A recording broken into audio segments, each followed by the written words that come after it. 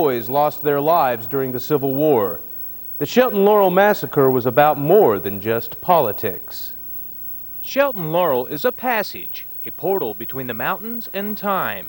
Shots during the Civil War have echoed for a long time. These hills that have offered safe haven for travelers became a harbor for revenge and bitterness. These people were Yankee sympathizers.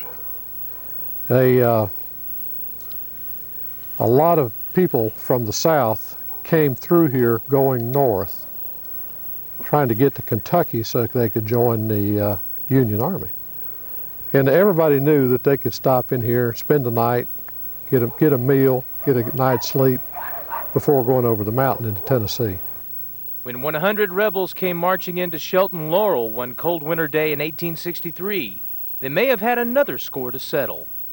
A group of men went into Marshall disguised as Indians and stole some salt. Salt was very important to these people. They had to salt down the meat in the wintertime, and they had to use it.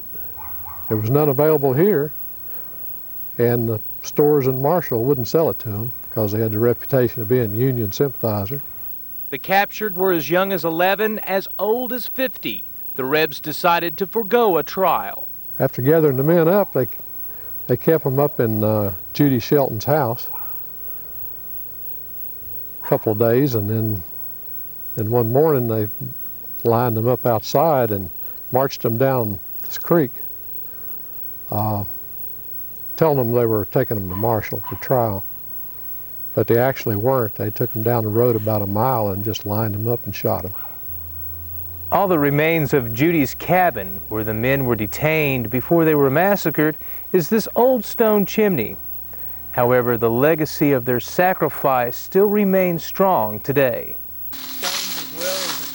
They loaded them onto a sled and brought them up this way, and ended up at this particular spot. And my grandmother said that they didn't dig individual graves. They dug one big hole, and put everybody in the one hole. Today, cousins Steve Hensley and Jimmy Shelton remember the stories of grandmothers and how revenge was exacted, their personal anger only a few generations removed.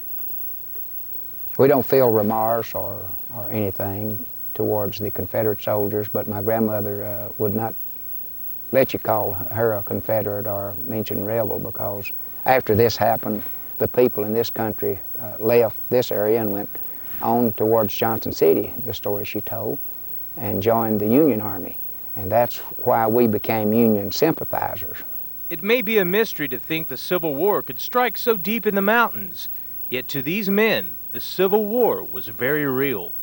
I'm not trying to remember the Confederate and the Union side. I'm just saying that this is my family. For Project Family in Shelton Laurel, North Carolina, Greg Wallace, News Center 5.